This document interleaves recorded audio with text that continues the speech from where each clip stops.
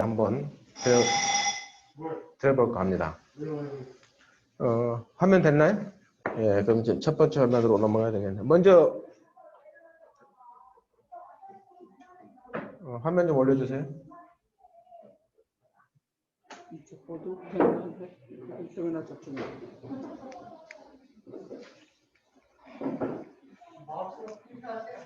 올리시면 안 되고 내리셔야죠. 예. 먼저 이제 저를 소개해 드리면은, 예, 제가 78년 1월 16일 날 해군사관학교에 이제 가입교를 했습니다. 이제 가입교는 뭐냐면은 6주 훈련을 마치고 나서 정시로 입교가 되는 거거든요. 거기서 엄청난 많은 탈락자가 생기죠.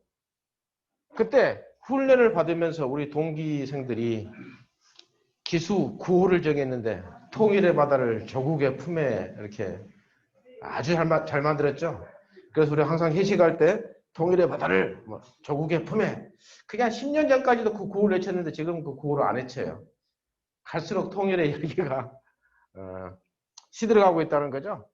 그리고 4년 후에 제가 전역하면서 저 앨범을 봤더니 여기죠. 나의 약혼자는 조국 통일이며 배우자는 민족 중흥이다. 제가 그 구호를 정했습니다. 좋습니까? 그리고 이제 청춘을 바다에서 보냈는데 배멀미하는 함장이었습니다. 함장이 배멀미하면 대원들은 굉장히 편해요. 왜냐하면 파도는 앞에서 한 10도에서 한 20도로 받으면은 그 속력을 낮추면은 가장 적게 흔들리거든요.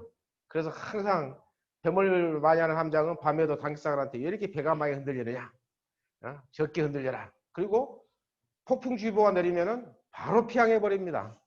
다른 함장들은 뭐 피항을 건의합니다. 어떻게 하는데 저는, 왜냐하면 벌써 주의보가 언제 내린다고 돼 있기 때문에 정확하잖아요.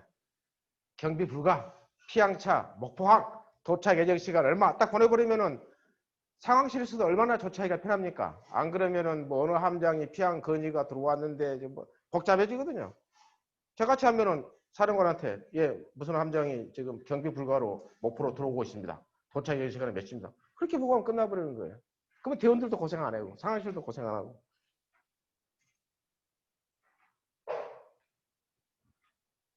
내려야 되잖아요. 그리고 이제 제가 뭐 다 똑같은 군복을 입었죠. 제 딸 사이 아들이 동시에 이렇게 해군에 복무할 때가 있었습니다. 그러니까 이제 뭐 제가 정의당에 들어가니까 일부에서 뭐 빨갱이 뭐냐고 뭐 하는데 이 사진 내밀면 할 말이 없죠. 온 가족이 군인이었는데 지금 또 아들도 또 해군 부사관 출신하고 지금 사귀고 있는데 어떻게 되면 한 명의 해군 출신이 또 늘어날 수 있습니다. 이제 전역하면서 저는 이제 관군에서 의병으로 제 별명을 했습니다. 그리고 지금까지는 정전체제가 한 틈의 빈틈도 없이 지켜지는 게 제 임무였다면 이제는 정전체제를 깨고 평화체제로 만들어 가야 된다는 게 제 남은 이제 소명입니다. 그리고 뭐 직책은 뭐 보시다시피 뭐 이렇게 보시면 알겠습니다. 자, 서해에서 무슨 일이 일어났습니까? 일단 뭐 여기 저보다 잘 아시죠? 학문적으로. NLL은 우리가 정전협정을 할 때 구역을 안 정했잖아요. 그래놓고 나중에 서해에 구역이 없네? 노든 리미트 라인, 그러니까 북방 한계선이라는 소리는 무슨 소리냐? 남한 해군은 북한 이 선 이상 올라가지 말아라. 선을 해놨는데 또 군이란 특성이 있잖아요. 내가 못 올라가? 너도 내려오지 마라. 그게 수십 년 동안 이어왔습니다. 그러다 보니까 국제법적으로는 국경선이 아닌데 실질적으로는 국경선이나 마찬가지죠. 근데 북한 애들도 좀 멍청하게 스스로 자기들이 인정해버립니다. 예를 들어서 우리가 쌀을 줄 때 NLL에서 만나자. 그러니까 걔들도 예 하고 NLL에서 만나. 그 무슨 소리? NLL 인정한다는 소리죠. 그래 차라리 북한에서 우리 영토로 들어와라 그랬으면 나중에 우리 NLL 인정 못한다고 했을 건데 결국 북한도 인정해버린다는 거죠. 그래서 이것은 보수한테 국경선이 아니다 그러면 또 벌떡 일어납니다. 그러니까 사실상의 국경선이라고 이제 이렇게 정의를 내리면 되겠습니다. 자, 서해에서 최근에 많은 사건들이 일어납니다. 자, 불이 났으면은 물을 뿌려야 되는데 일부에서는 기름을 끼얹는 사람들이 굉장히 많죠. 한번 볼까요? 여기서 연평해전이 2번에 걸쳐서 일어났습니다. 그 다음에 여기서 대청해전이 일어났고, 그 다음에 천안함 폭침 사건이 일어났고, 그 다음에 연평도에 북한이 포를 쏘기 시작합니다. 자, 불교의 가장 대표적인 교리의 핵심은 뭐죠? 모든 결과에는 원인이 있다는 거죠. 그러면 어떤 결과가 있으면 그 원인이 있어야 됩니다. 그리고 2차 연평해전의 원인은 뭡니까? 1차 연평해전이죠. 제가 북한에 지휘관이라 그래도 얻어 터지고 왔으면은, 그러잖아요, 부모도. 야, 자식아, 너는 맨날 얻어 터지고 다니냐. 너도 한 대 때려. 그래서 기습적으로 공격했던 게 2차 연평해전. 그 다음에 대청해전이 일어나고, 그 다음에 이 사건이 일어나는데, 하여간 2차 연평해전이 발생함으로써 그동안은 5단, 사격 때까지는 5단계를 거쳐야 됩니다. 그건 무슨 소리입니까? 총의 방아쇠를 당기는데 가능한 못 당긴 제어장치죠. 최종적으로 조준사격을 하라는 소리인데 2차 연평해전이 발생함으로써 단계가 2단계가 줄어들어 버립니다. 무슨 소리입니까? 더 방아쇠를 빨리 당길 수 있는 여건이 갖춰진 거죠. 그리고 9.19 군사합의 때 다시 5단계로 2단계가 다시 추가가 됩니다. 자, 그러면 뭐 1차 연평해전은 말할 필요도 없이 뭐 30여 명 죽었다고 하는데 제가 보기에는 30여 명이 아닙니다. 왜냐하면 북한 애들은 구시함정이기 때문에 모든 포요원들이 바깥에 배치하거든요. 우리 신형함정은 전부 안에 배치합니다. 근데 고속정이 달고 있는 포가 발칸포입니다. 20mm. 소총은 5.56mm입니다. 5.56mm 소총은. 철갑탄이 7.62mm, 아니, M60이 7.62mm. 이거 20mm 발칸포는 1분에 한 1000발 나갑니다. 자, 20mm 발칸포가 가팔에 나와 있는 북한 병사들한테 1분에 1000발이 쏟아졌다. 30명만 죽었겠습니까? 저는 더 많이 죽었다고 생각합니다. 그러니 북한에서도 이제 보복을 노리죠. 그 보복을 노렸던 게 제2연평해전입니다. 그래서 원인과 결과가 나오는 거죠. 근데 이것도 제2차 연평해전도 한동안 방송에서 문제가 말이 많았는데 안 일어날 수도 있는 사건인데도 불구하고 저는 지휘관들의 판단 잘못으로 일어났다고 합니다. 군인은 절대 똑같은 방법으로 싸우면 안 됩니다. 똑같은 방법으로 대응을 하면은 적이 또 대응 방법을 바꾸거든요. 근데 북한 애들이 쭉 내려오면은 합참의 이쪽에 육군들은 한 발자국도 땅이라 생각하고, 바다에 선이 안 보이잖아요. 한 발자국도 못 내려오라 그러면 어떻게 하겠어요? 앞을 가로막는 방법밖에 없습니다. 내려오니까 앞을 가로막고, 내려오니까 앞을 가로막고, 아, 이때 쏘면 되겠구나. 근데 실제로는 한번 내려왔는데 감청에 야, 하지 말고 올라와라는 소리까지가 우리 집에 들어왔어요. 그 소리는 무슨 소리였겠어요? 쟤들이 우리한테 공격을 할 건데 오늘 공격하려고 이제 내려왔는데 아니다. 올라와라. 그 소식까지 듣고도 또 다음에 똑같은 대응 방법을 합니다. 그러니까 내려오니까 앞을 가로막고 지나가는 걸 앞에 배가 항상 고속정 두 척이 다닙니다. 2척 이상이. 앞배가 지나간 걸 보고 뒷배에다 대고 그대로 사격을 한 거죠. 그것도 포가 약하니까 대전차포. 요게 대전차포. 겨누고 있다가 대전차포로 쏴버린 거죠. 예. 여기 또 다른 거 나와요. 뭐 그래서 이제 몇 명이 죽는 사건이 일어났고, 그 다음에 대청해전이 일어납니다. 저는 대청해전을 어떻게 설명하냐면은, 자, 1차 연평해전은 분명히 북에서 NLL을 무력화하려고 시도를 했으니까, 그래서 뭐 군인 입장에서는 당연히 포를 쏘는 게 당연한 거죠. 근데 우리가 담을 넘어오는 도둑이 있고, 그건 분명히 1차 연평해전은 군인의 입장에서는 저는 담을 넘어온 도둑이라고 생각합니다. 대청해전은 담을 넘어왔는데 도둑이 아니고 애들이 공을 차다가 공이 옆집으로 가면은 담 넘어가야 되잖아요. 공 주스로. 대청해전은 애들이 공 주스로 가는 상황이었는데도 불구하고 아까 말한 2차 연평해전의 단계가 축소가 되고 또 합참부장이 아주 초강경파 합참에서 합동작전, 해군과 공군작전 하다 보니 육군 내에서도 제대로 작전을 안 해본 이상한 경력을 가진 사람이 합참의장이 돼가지고 무조건 내려오면 쏘라 지시를 내리고 그걸 거부하는 해군 지휘관한테 화상회의 면전에 욕을 하고 그래서 근데 어선을 아무리 해군이 욕을 먹어도 어선을 향해서 쏠 수는 없는데 마침 이제 군함이 내려오니까 그때는 사격을 해버린 거죠. 자, 사격을 끝나고 왔을 때 제가 해군본부에 근무했을 때 젊은 장교들이 제가 격침시켜버려야지 그냥 쫓아냈다고 뭐랄까 좀 흥분해가지고 울분을 토하더라고요. 그래서 내가 그 젊은 장교들한테 야 어린애들이 싸우다가 코피를 흘려서 들어가면은 부모 싸움 된다. 저 정도면은 그냥 울고 들어갔다. 아주 잘 끝났다고 생각했는데 저기 천안함 사건이 일어나니까 저는 순간적으로 또 대청 해제에 대한 보복이구나. 그렇게 생각을 했는데 저는 결론적으로 그 말을 했다가 위에 지휘부에 찍혀가지고 아니 군인이라고 하는 것은 내가 쏜 것도 당연하고 제가 쏜 건 제가 나쁜 거지 우리가 원인을 제공해서 제대로 했습니다. 그래서 군인으로서 할 소리가 아닌 거죠. 근데 저는 군인으로서 할 소리가 아니고 객관적으로 얘기를 했던 거고 많은 사람이 오해를 하는데 대청해전 때는 이명박 대통령이 굉장히 화를 냈습니다. 그때 여러분 알다시피 뭐 임천희 비서실장 보내고 이제 북한과의 뭔가 조금 이제 대화를 해보려고 했는데 해군 너놈 새끼들이 말에 찬물 견졌다고 굉장히 화를 냈었어요. 그 다음에 이제 대청해전 다음에 이제 천안함 뭐 이것은 얘기하면 또 논쟁거리가 되니까 하여간 저는 천안함이 대청해전의 보복이다 생각을 하고 자 연평도 포격이 일어난 연평도 포격은 저는 결과가 일어났는데 원인이 뭐냐 제가 해군본부에 근무했을 때만 해도 연평도에 군인들이 쭉 연평도 주변에 다 있는데 사격 훈련을 하는데 굳이 북한 애들을 경각심을 주지 말고 북쪽의 애들도 사격할 때는 남쪽으로 내려가서 사격을 하라.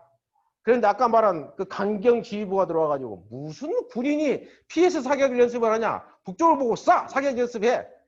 북에서는 포탄이 날아올 수가 있잖아요. 북쪽으로. 계속 경고를 했습니다. 이쪽을 향해서 사격하면 안 된다. 그러다가 어느 날 얘들이 준비를 하고 있다가 이제 한 게 연평도 포격입니다. 근데 많은 사람들은 항상 원인은 생각하지 않고 이제 결과만 가지고 얘기하죠. 결과라 그러더라도 뭐 북한 애들이 그럼 자기들도 해안가에 떨어지도록 쏴야 되는데 땅에 떨어지도록 쏴함으로써 민간인이 다쳤기 때문에 결국 뭐 북한이 비난을 받을 수밖에 없는 상황이죠.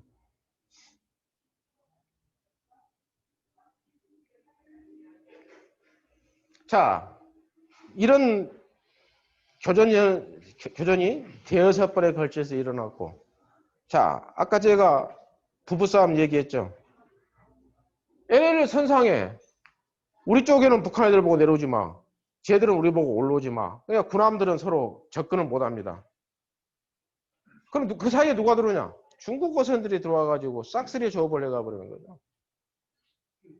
근데 저는 이 중국 어선들이 조업하러 들어온 게 주권이 굉장히 침해당했다. 이것은 국가 안보가 침해당했다고 생각하는데 어떤 사람들은 이 섬 넘어오는 것은 주권이 침해당했다고 생각하고 실제 정말 국가의 이건 재산이 뺏기는 거잖아요. 여기에 대해서는 난 침묵하는지 나는 이해를 못하겠어요. 물론 뭐 경찰들이 막으려고 해경이 막으려고 굉장히 노력하죠. 물도 뿌리고 뭐 납포도 하고 그 다음에 여객선들이 직선 거리로 못 따지고 이제 돌아서 다니고 그다음 이번에 연평도 들어가 봤더니 연평도 등대가 뭐 이때는 뭐 남북 간의 대치 관계가 굉장히 심각했을 때니까 등대 불을 꺼버렸습니다. 왜냐? 등대 불을 켜놓으면은 간첩선이 들어오다가 그걸 위치를 잘 모르는데 등대 불을 보고 따라서 우리가 위치 신호를 우리 위치를 밝히는 거다. 그 다음에 뭐 육지에서 포를 쏠 때 조준점이 된다. 근데 GPS가 설치되고 GPS 설치되고 위치 다 알잖아요. 그리고 이제 고정물표인데 등대불을 비치나 안 비춰놔가지고 포를 북한 애들이 조준을 할 수 있느냐 없냐 그 차원이 아니잖아요. 다 조준이 다 끝나가지고 명령만 내리면 어느 지점에 때리도록 다 포자가 다 고정돼 있잖아요. 근데 남북관계가 좋아져가지고 이 등대를 재개를 했는데 불빛을 남쪽을 못 비치게 제한을 했더라고요. 누가 했겠느냐? 참 저도 군인 출신이지만 합참의 실무자 출신이 옛날 사고 방식으로 했다. 지금 뭐 세상이 어느 세상인데 등대 불빛을 제한을 하냐는 거죠. 이게 참 이거 세계적으로 이거 창피한 일입니다. 이거. 자, 중국 가면 비교를 해보죠. 뭐 아시다시피 이렇게 사실 이쪽 사람들은 옛날 다 여기 이 친척들하고 다 생활 주변이 생활 근거지가 여기였습니다. 초기만 해도 북한이 한 70년대까지 잘 살았죠. 그래서 어선들이 일부러 넘어가면 북한에서 근이빨에서 해주면 내려오고 뭐 그렇게도 했다 그래요. 근데 자, 지금 우리 어선이 넘어갈 어선이 있겠습니까? 그 다음에 옛날에는 위치를 몰라서 넘어갔는데 지금 아까 말씀드린 GPS 다 있잖아요. 안 넘어가죠. 그럼에도 불구하고 엄청난 통제를 하고 있고 야간에 작업을 못하게 하고 주간에 어망을 설치해서 우리 어선들은 들어오면은 밤에 중국 어선들이 와가지고 그 어망 싹 쓸어서 가버리고 그런 게 지금도 발생하고 있다는 거죠. 자, 그럼 중국은 어떻습니까? 여기 알아보면 금문도, 진문도라 그러죠. 앞장으로 좀 해주세요. 자, 금문도, 진문도, 뭐 하여간 여기 중국에 무슨 시더라? 문자가 들어가니까 양문대계. 1992년도에 좋아지니까 지방자치단체에서 양문대계 이 가까운 데 서로 문을 열자. 그 다음에 여기 뭐 마조도하고 맛주왕, 중국의 맛주왕이 바로 코앞에 있으니까 항구를 개방하자. 92년도에 벌써 그게 주장이 됩니다. 그 우리도 여기는 뭐 같은 생활권이니까 서로 뭐 5촌객끼리 서로 개방할 수 있잖아요. 자신이 있는 사람 입장이라 그러면은 자신이 없는 북한이 아마 개방을 안 하려고 하겠지만은 근데 그거 좀 과감하게 좀 개방을 못 하는가. 자, 그 다음에 우리 정치적으로 한번 봅시다. 남북한 관계. 뭐 건국 시기도 서로 비슷합니다. 전쟁 우리는 3년 했고 얘들은 21년간의 국공내전을 했고 그 유명한 금문도 포격을 1979년까지 어쨌든 간에 초기에는 진짜 명중사격을 했는데 나중에는 그냥 형식적으로 이제 포를 쏩니다. 나중에는. 어쨌든 간에 공식적으로는 79년 1월 1일 날 종료가 됐습니다. 그리고 뭐 양국의 독재자 사망 시기. 그래서 우리는 이제 야간 통행 금지가 해제되고 얘들은 계엄령이 해제되고 그 금문도는 92년에 계엄령이 해제됩니다. 뭐 통일 정책은 아시다시피 중국은 이렇게 하자. 서로 뭐 상업, 경제, 교통, 통신 하자. 대만은 우리는 접촉도 안 한다, 협상도 안 한다, 대화도 안 한다.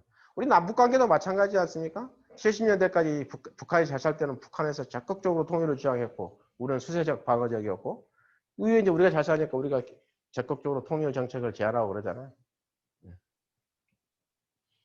그 다음에 이거 보면은 우리는 얼마나 국가적인 선언을 많이 했습니까? 국가적으로 선언만 했지 뭐 실천된 게 금강산 관광하고 개성공단은 막 시작했는데 이것도 뭐 하여간 어떤 이유를 걸어가지고 폐쇄돼 버렸고 얘들은 그냥 뭐 간접 무용 허용, 친척 방문 허용, 뭐 쭉쭉쭉 이렇게 아까 말한 그 마조도하고 군문도 가까운데 먼저 열어주고 뭐 좋다 뭐 2008년에는 중국과 대만이 전면적으로 열죠. 그리고 이런 협정들이 실질적인 이런 협정들이 맺어지고 있는데 우리는 뭐 협정 맺은 게 하나도 없잖아요. 선언으로 다 끝났지. 자, 2000년 6.15 선언을 하니까 대만 언론에서 남북한 하는데 우리는 뭐냐? 그 다음에 우리는 뭐 서로 싸우고 토론하고 문구 하나 가지고 서로 트집을 잡고 하는데 그리고 뭐 상대가 자신감이 없다고 원망한다 그러는데 지금은 이걸 우리가 해야 될 수로 바뀌어버렸죠. 네. 자, 뭐 안보 현실을 봅시다. 지금 뭐 안보를 우려하는 건 좋습니다. 뭐 북한의 침입에 뭐 전쟁에 대비를 해야 된다. 그러면 대만하고 중국은 국력의 차이가 엄청나잖아요. 군사력은 또 어떻습니까? 중국은 140만에 대만은 13만. 아마 우리나라에서 안보를 우려하는 사람은 벌써 놀라서 죽었을 겁니다. 수십 배 강한 군대가 있는데 우리는 지금 제리식 전력이 월등하게 앞서니까 이제 뭐 핵무기를 이제 뭐 좀 두려워하고 뭐 그런 건 이해가 가는데 아직까지 뭐 문재인 대통령이 북한에 바치겠다 뭐 이런 정책을 하면은 공산화되는 거다. 아직까지 두려움에 차 있잖아요. 그리고 자, 우리는 뭡니까? 한미 상호 방위 조약을 맺었고 미군이 우리나라에 주둔하고 있잖아요. 대만은 방위 조약을 맺은 동맹이 아니잖아요. 대만 관계법이라고 있는데 그건 뭡니까? 핵심이 중국이 침략하면은 무기 팔겠다는 겁니다. 평상시는 무기도 F-16 정도만 팔지 다른 무기는 안 팝니다. 그냥 네가 위험하면 그때 무기는 좀 팔아주겠다. 그리고 이번에 무슨 장관급이 한 명이 대만 갔더니 뭐 처음으로 미국의 고위급이 왔다고. 그리고 대만은 그럼에도 불구하고 모병제로 전환을 해버려죠. 아마 우리나라의 안보 제일 우선 주제라 그러면 모병제 전환이 아니라 북한같이 사병 복무기가 10년 뭐 이렇게 해야 될 겁니다. 그죠?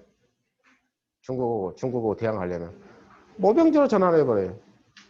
모병제로 전환하니까 군대 정원도 못 채워요. 누가 요즘 군대 들어오려고 하는 사람이 얼마나 되겠어요. 자, 이렇게 대만은 어려운 중국에 비해서 조족지혈인 상태에도 불구하고 과감하게 중국과 교류협력을 시작했다는 거죠. 네, 다음. 네. 자, 뭐 이건 넘어가도록 하겠습니다. 자, 중국과 대만의 92공식이라고 했는데 일중각표라고 합니다. 일중각표가 뭐냐면은 한 개의 중국인데 각표, 각자 표술, 각자 해석한다는 뜻입니다. 한 개의 중국이라는 대원칙은 걸어놓고 각자 해석을 하니까 어떻게 생각하겠어요? 중국 입장에서는 대만은 우리 일부분이야. 대만은 야, 똑같은 중국이야. 나중에 합치더라도 해석이 다르죠. 이것도 사이가 나빠져가지고 또 뭐 이렇게 되니까 표현을 바꿔버리죠. 92년도에 맺어놓은 92공식.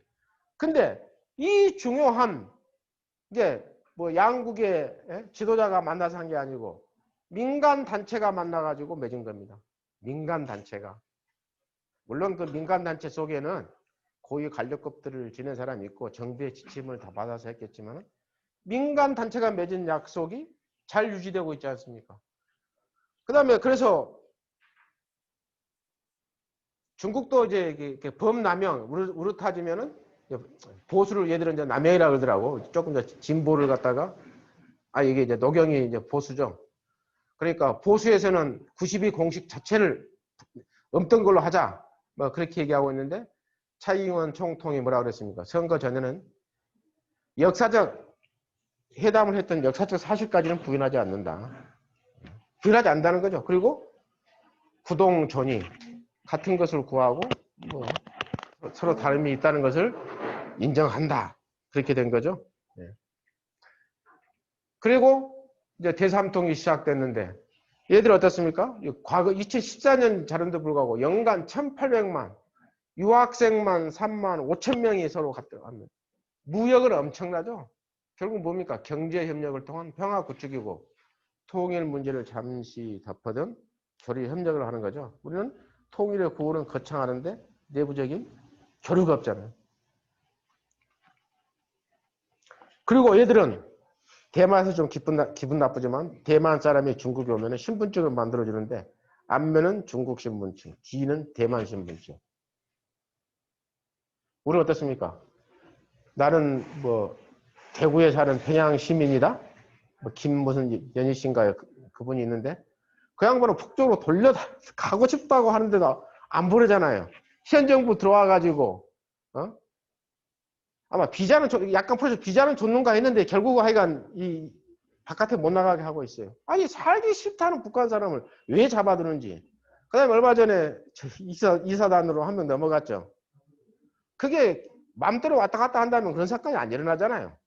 그런 사건이 일어났을 때 이게 교류를 막으니까 일어났다고 생각하는 근본 원인을 생각해야 되는데 왜 철조망이 경계가 뚫렸니 어떠니 그래서 조그만 문제 가지고 시비를 거냐 이거죠. 제가 정의당에 직책이 있으니까 상무회에서 우리 대표님이 이거 논평을 내야 된다. 저한테 그러더라고요. 저는 논평 낼 수가 없습니다. 왜냐? 이 논평을 냈다는 소리는 뭐야? 철조망을 보강하라는 그 소리밖에 되지 않는데 우리 정의당이라면 철조망을 없애가지고 거기에 사는 주민들의 예? 민생이 보장되도록 해야 되는데 결국 그 반하는 논평을 내는 것입니까? 했더니 우리 대표님도 말씀 못 하시더라고요. 그 논평은 결국 안 나갔습니다.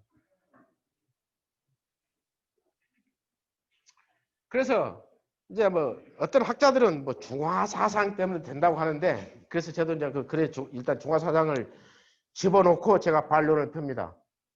2013, 14년에 대만에서 설문조사를 했어요. 자, 독립, 현상 유지, 일단 현상 유지 다시 고려하자가 90% 이상이고 통일하자는 대만 사람들 9%밖에 안 됩니다.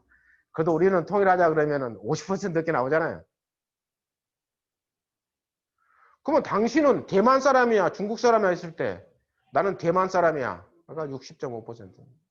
뭐 대만인이면서 중국인이다. 32.5%. 나는 중국 사람이다는 3.5%밖에 안 된다. 그러니까 대만이 우리보다 통일하기는 더 힘들 것이다. 근데 독일이 통일되기 전에 독일이 뭐라 그랬어요? 한국이 통일되고 나서 우리는 그 20년 후쯤 통일할 것이다 그랬잖아요. 벌써 근데 저 몇 년 전 벌써 20년이 30년 여기 독일은 통일한 지 벌써 30년이 돼 버린 거죠.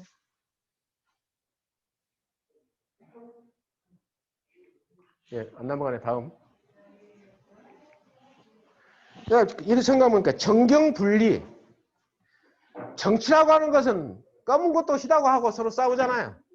이 남북 문제에 정치와 당력이 들어가면 된 일도 안 됩니다. 정치와 경제는 확실히 분리를 해야 되는데 김대중 대통령은 확실히 분리를 했잖아요.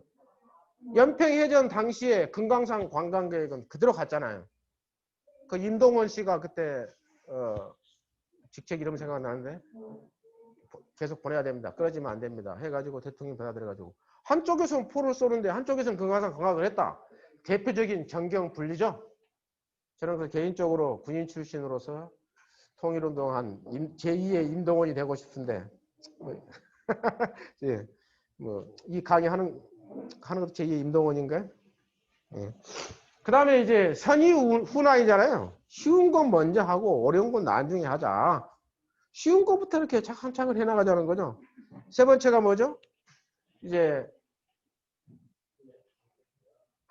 정부가 다 하면 안 된다고 하는 거죠. 공무원이라고 하는 것은 완전히 칸막이 행정이잖아요. 어느 나무 심기 단체가 과실수를 심겠다고 통일부에 신청했더니 과실수는 농수산부 소관이라고 농수산부에 문의했더니 농수산부에서는 반대를 해가지고 안 됐다. 정부라고 하는 게 이런 거거든요. 근데 대만은 민간 단체를 통했다든지 아니면은 뭐 이렇게 지방 단체들 이렇게 해야 되는데 우리는 뭐 통일부가 별로 할 일도 못하면서 독점하고 있잖아요. 그래서 앞으로는 이게 민간과 지방 정부한테 권한을 굉장히 많이 넘겨야 됩니다. 우리가 이것을 중국 양안 관계에서 배워야 되는 거죠. 자, 이것을 남북 관계에 적용을 해보겠습니다. 결론은 뭐냐?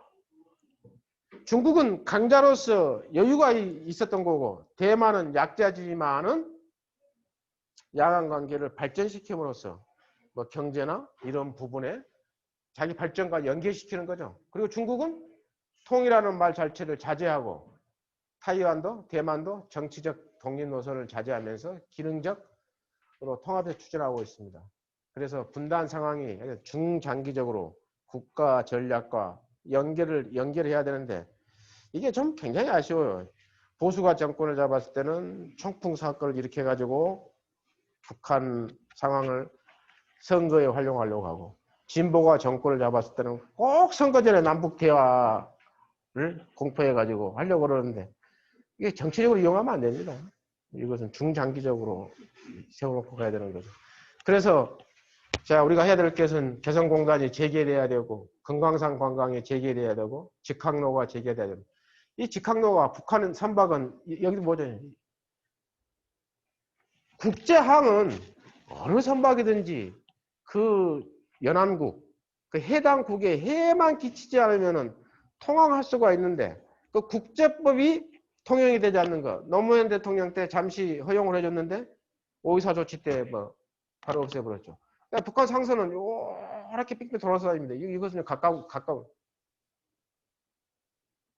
그 제가 뭐 이쪽 경비하면은 한두 척이 여기 이렇게 뭐 이 북한 상선 이제 이렇게는 안 다니고 막 이렇게 좀 가로질러 들어오거든요. 합참에서는 왜 그걸 다 못 막아 다 막으라고 하는데 그걸 다 막으려면 전해군을 다 내보내야 되잖아요. 이것은 막을 수가 없습니다. 그래가지고 약간 먼저 이렇게 축소해서 다니죠. 그 다음에 이제 서해 평화지대 노무현 대통령 때 이것도 참 아주 좋은 정책이었는데 그 뭐 보수당에서는 그 문건까지 들고 나와가지고 꼭 바다를 갖다가 북한에다 바쳐버린 것 같이 했죠. 그래서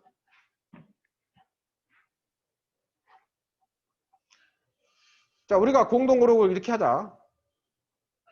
자 여기는 북한은 연안하고 바로 돼 있으니 이쪽은 남쪽에 좀 양보를 하고 그 대신 이쪽은 북한 육지하고 좀 머니 이쪽은 북이 더 양보를 해가지고 통일 면적으로 하자. 이 자체도 우리가 북한한테 꼭 주권을 안보를 팔아먹은 것으로 반대를 하고 있는데 이렇게만 하면은 연평도나 대청도 주민들은 얼마나 좋겠습니까? 그래서 이게 평화수역이 설정돼야 된다. 그리고 우리가 이제 뭐 소삼통, 대삼통 많은 자료가 있는데 제가 보니까 그 자료 맞아요? 뒤에 많은 자료가 누적됐던데 예를 들어서 대만은 1987년도에 친척 방문을 허용합니다. 그 친척이 무슨 친척이냐? 자, 국민당 군대가 후퇴해서 대만으로 수십만이 들어왔잖아요. 결혼을 못하게 합니다. 왜? 대만 처녀들 씨를 말려버리면 안 되잖아요. 그래서 1987년도에 방문해라. 그래도 약간의 자존심이 있어가지고 직항로는 못 간다. 삼국을 통해서 방문을 다 방문하잖아요. 우리 왜 그런 식으로 이산가족을 갖다가 이렇게 서로 방문을 물론 그것도 뭐 북한의 측에 문제가 있죠. 자기들 못 사는 그것을 우리한테 보여주기 싫어가지고 하는 게 있는데 그것은 뭐 누구를 떠나가지고 그건 인류 문제지 안보 문제가 아니잖아요. 죽기 전에 저는 뭐 이산가족은 자기 고향 땅을 밟게 해야 된다고 그렇게 이렇게 생각을 하고 있습니다. 그래서 우리가 이제 안보를 얘기할 때 저는 항상 그래요. 비유를 드냐면은 어린애가 어린이 놀이터에 가서 놀다 보면은 넘어지고 다칠 수가 있다. 근데 넘어지고 다친다고 그래가지고 어린이 놀이터에 놀지 못하게 막는 것이 우리나라 안보 제일주의들의 안보라고 생각하는데 안보라고 하는 건 어린애가 놀이터에 놀고 거기에 뭐 유리 조각이 끼어지지 않았나 뭐 불량배가 넘어오지 않았나 그걸 막아주는 게 안보 아니냐. 근데 우리는 아직까지 어린이 놀이터에 금지시키는 안보를 하고 있다. 이상으로서 예, 고맙습니다. 이 남북